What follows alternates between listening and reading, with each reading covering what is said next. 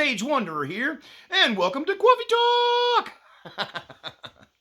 Today, we're going to compare the John Titor timeline with the Hopi Red Hat prophecies. Dun dun dun! But before we do, I want to thank all of you who support this channel through your thumbs up, through your subscriptions, your sharing of videos, and your kind comments. And I most especially want to thank those of you who support this channel financially. I'm supported by viewers like you. I do not receive money from YouTube or advertisers. This is a commercial-free zone. And your kind donations and gifts through the links in the description below to Cash App, and to PayPal, and to my post office box is what keeps me in the saddle here, continuing to do research and offering you these informative and enlightening and hopefully entertaining videos. So please support this channel with your kind gifts. So most of you who watch the channel regularly are very familiar with John Titor, but just a quick overview. John Titor was a person who, around the year 2000, started posting on the internet, actually even made some phone appearances on Coast to Coast, and which is a paranormal radio show from back in the day. And he quickly went away, but he left us with a timeline that he said would occur in our future.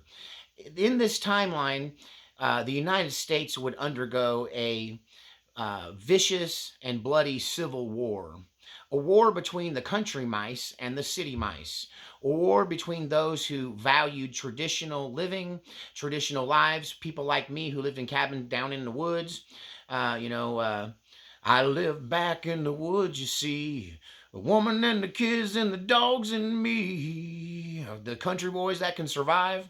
Versus the city people, divorced from nature, living in a landscape of concrete and glass, totally separated from the circle of life and death, not even knowing where their food actually comes from. That these people would try to force their agenda onto the country folk, and a fight would erupt over an election where one side perceives the winning person to be an illegitimate president, and they enter into a rebellion. He didn't tell us which side, the city folks or the country folks, lost the election, but whoever lost was a sore loser, and they started a war over it. In the Titor timeline, this war would continue on until it looked like the country mice, the country folk, the country boys that were surviving were going to lose the fight.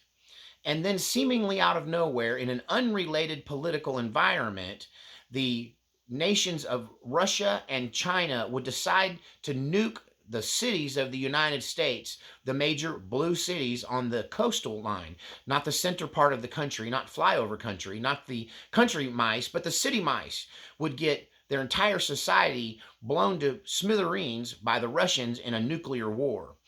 And that although America would survive this, the cities would be no more, and the country folk would recreate American society in an old-fashioned way, where family was important, where community was important, where people learned to play musical instruments again. And although the internet survived in some kind of limited way, the movies and television and radio and mainstream media, all of that would be lost in the war. And the people then would make their own entertainment, put on their own shows. It reminds me of the Little Rascals. Oh, we don't have the money. What are we going to do? I know. Let's put on a show. They always save the day by putting on a show. And so this would create a new, happier, more grounded, more old-fashioned America that would survive all of this chaos. This would be where John Titor said he comes from, the year 2036. Now, people have debunked him because he had a timeline where all this was supposed to happen 20 years ago. And it does seem like it's happening, but 20 years later. And people who are part of the time travel scientific analysis of this concept of time travel will point out to you that by coming back and telling us about this, that he very well changed history and put it off for more than 20 years. Can we change the future? Can we change our future, or are we predestined? Well, this has been something that Christians have argued about since the early days. I do believe that the book of Revelations and the book of Revelation and the 24th chapter of Matthew, the Olivet Discourse, where Christ talks about the future, are things that will inevitably happen. But when they happen is not tied in stone. The dispensationalist will tell you there's a timeline, it's going to go this certain way, and there's nothing we can do to change that. But I think that discounts the concept of free will. If we didn't have free will, then why would we be encouraged to spread the gospel? If we didn't have free will and couldn't change the future, why would we be encouraged to live a certain way? Why would we be encouraged to influence our communities and our society in a certain direction if we were incapable of changing this timeline? I believe the future is unwritten, and we write it in the present. So time traveler people will tell you Titor came back in time, and by telling us this and giving us the patch, he claimed he gave us the patch that stopped Y2K from being a total meltdown of the American system, the electronic system in America and everything connected to it. He claimed to have given us a patch to the right person, and doing so, he put this off for a good 20 years or so, I believe. I don't really believe that Titor was necessarily a time traveler. I just kind of think he was telling a really good story based in probabilities. And like me, he was a predictor of the future, not a prophetic voice. But this future that he painted seemed to have been heading in that direction at a breakneck speed over the last 10 years. We're seeing this not just a separation between country folk, between the red states and the blue states, but a mutual hatred has erupted, that a lot of war talk has been bandied about. People have been threatening people on the internet, some of them getting in trouble for it and some of them not. And this has led to the point in history where it really looked like it was inevitable. And then this election happened, and it seemed to have changed everything. Now, Donald Trump, the MAGA movement, the red states, the country mice are now in charge of the executive branch, winning not just the electoral college for Donald Trump, but the popular vote as well. The House of Representatives, the Senate, and the Supreme Court are all dominated now by people who are opposed to the leftist agenda, opposed to those woke people that live in the cities and have detached themselves so much from life and death that they don't even know where their food comes from. They talk about protecting the environment, an environment they've never really participated in. You want to protect the environment? Talk to ranchers, talk to hunters, talk to farmers, talk to grizzly old coots like me who live out on the end of 4 miles of red dirt road, surrounded by deer and raccoon, and I'm a part of the ecosystem. The people that live in the cities really aren't. And so it looked like what was inevitable, this civil war, wasn't going to happen because now we've won. But I would argue that the timeline for Titor is actually more live and hotter than ever, because already we're hearing about how the deep state is not going to go down easy, how the deep state is going to go down swinging, how the deep state is already getting governors to talk about how they can block Donald Trump's agenda. So just because we have control of it doesn't mean we're going to be able to implement any change, unfortunately. And that it does look like that Donald Trump is already, by the left, being called an illegitimate president, even though he won by a major majority across the board. His win is not in question. His eligibility is being called into question because of January 6th. So people are talking about making him, making him ineligible to be president under Section 3 of the 14th Amendment. There's also a blue conspiracy theory about Elon Musk and Starlink somehow rigging the election. Yeah, none of that really plays out. If they're going to do something, they're just going to go into open rebellion, which is absolutely possible when Donald Trump starts firing all of the people who are getting rich off of the corruption in Washington, D.C. That is going to cause the snake monsters in the swamp to come unhinged. Okay? So we could still be on track for Civil War and World War III on this timeline. And just because we won, not only does it not mean this, it doesn't mean we're out of the woods. It means this might be the thing that pushes it to the edge. Donald Trump's landmark win might set nearly half the country into civil war mode. That will remain to be seen. I am praying for peace, but preparing for war. Know what I'm saying? So there's that timeline that we may or may not still be on. And then there is the Red Hat prophecies of the Hopi Native American tribe. Now, this first gets put in the public eye back in 1972 when a Hopi elder, a Hopi leader, who lived to be 90, he lived from 1909 to 1999, and he did a video where he shared with you this secret prophecy that's passed down from generation to generation for hundreds of years. And they have a crude drawing, like a cave drawing, that shows this timeline of events that will occur in the distant future at their point, from their point of view, and how this Hopi elder started to realize that we were in this Hopi prophetic timeline, because one of the mysterious statements is that these events, according to Hopi prophecy, would occur when the iron birds fly. Well, they weren't even aware of the future of flight, right? This prophecy goes back before the invention of aircraft, and so they called these airplanes flying these iron birds. They call them iron birds. And so in 72, this elder looked up and went, iron birds are airplanes. We're in the timeline. We're in the end time Hopi Armageddon prophecy, right? Apocalyptic prophecy. And so what does the Hopi prophecy say? Well, there's a lot to them, but one section that's caught a lot of people's attention recently is called the Red Hat prophecy. This prophesies that at a time when America, the North American continent, is spiraling out of control, where people that are in charge have no care for any traditional life and have rejected traditional life, family, spirituality, the land, the people. They've all turned on themselves.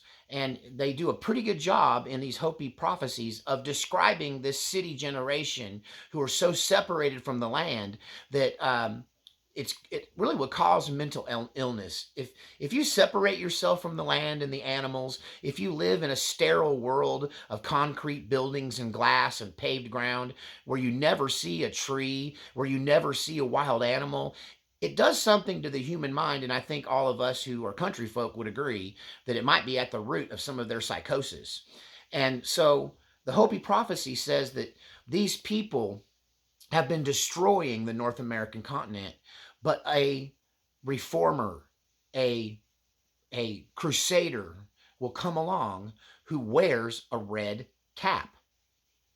Don't, Donald Trump wears a red hat. Don't, make America great again. Don't. So recently, a lot of people have went, Donald Trump is the red hat guy. So what's the role of the red hat guy in the Hopi apocalyptic prophecies? The prophecies are also known as the prophecy of two paths. So there are two possible futures in the Hopi scenario. One is this red hat crusader comes to the forefront and leads America and the people back to its roots, back to traditionalism, back to family, back to spirituality, right? Back to the earth. And that this person would do this through a mass purging of the evildoers, that he would round them all up. And in one video, I saw him describing them as actually this red hat guy chopping off the heads of the people responsible for destroying America. Now, I don't think Donald Trump's going to go out and literally chop people's heads off. But if you look at his agenda, his new agenda coming in after this monumental landslide victory, that he intends to cut the heads off the snake.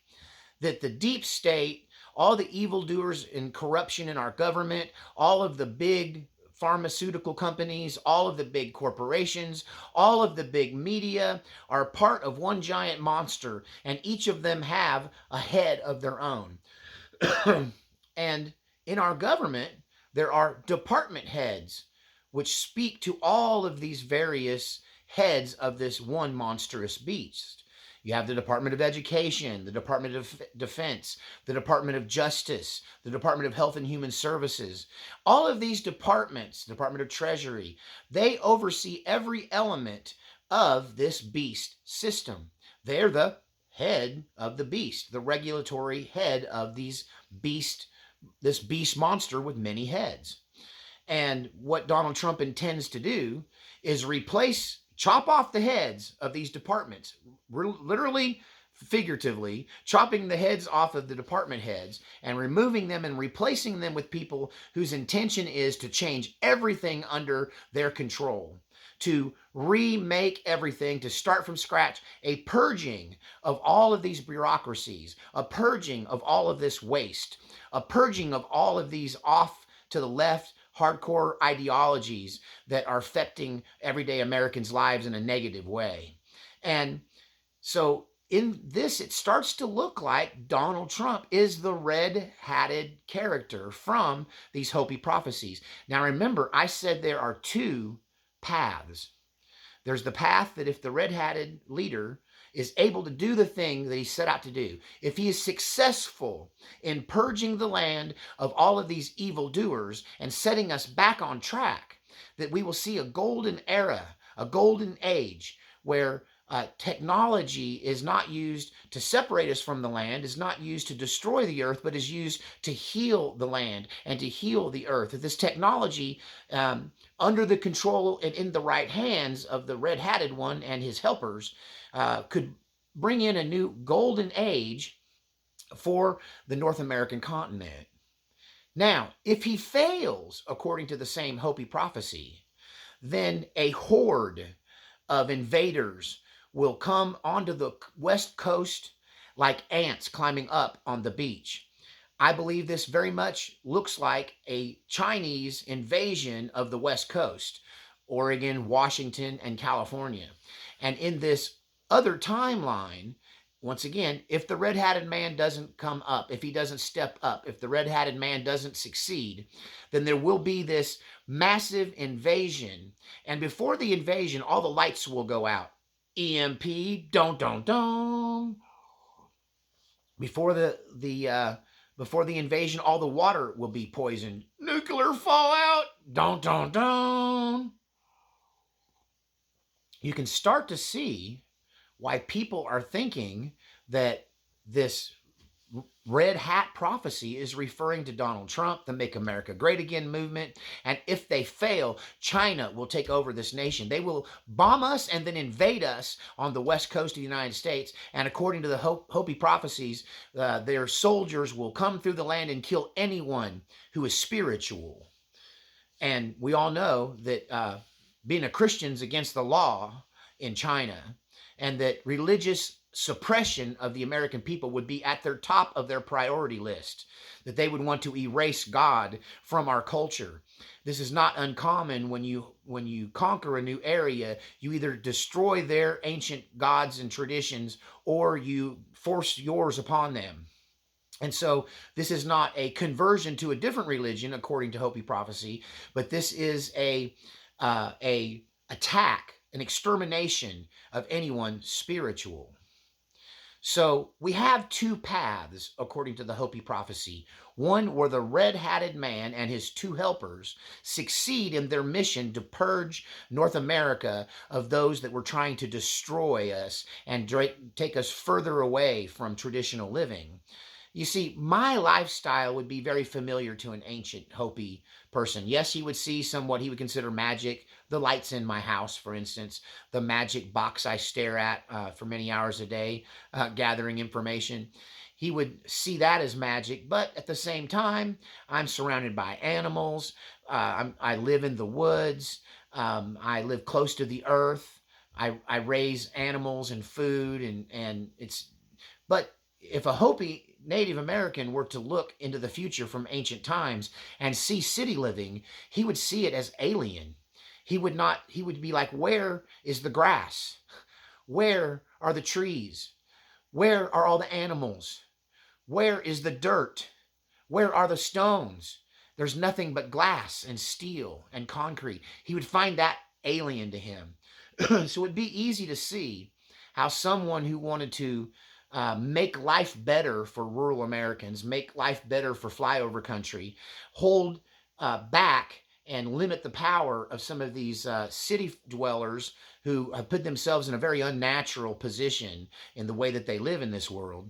And you can see how the Hopis would see a clear division between those who are country folk and those who are city folk. Don't sounds like the John Titor timeline. Oh. In Titor's timeline, there was no red-hatted man that would come and change everything. But in the Hopi prophecies, there is. Let's talk about who his two helpers might be. You know, one of the first things Donald Trump is doing that's causing so much panic in the deep state is that he intends to replace all these department heads with people who are going to reform to the core each of these governmental departments. And all the people that followed him in his campaign that helped him get elected, he's putting in this position, in these positions, except for two men. There are two men. One of them I thought he should have picked for VP, although Vance turned out to be brilliant. Sorry, JD Vance. He's a firebrand. Let me tell you, that guy knows how to talk. But Vivek Ramaswamy is somebody who I thought would get a cabinet position. And some people are saying that Donald Trump is creating the DOGE, the Department of Government Efficiency, and creating new department heads. But I don't think that's what he's doing. From what I understand, it's a task force. It's a special counsel. So these people would serve as powerful advisors to Donald Trump, Vivek Ramaswamy and Elon Musk, in this Department of Government Efficiency. And their job would be to seek out all of the corruption in the finances, all of the wasted money, all of the ridiculous programs, and shine a light on them, bring them to Donald Trump's attention, and do their best to eliminate all of this waste.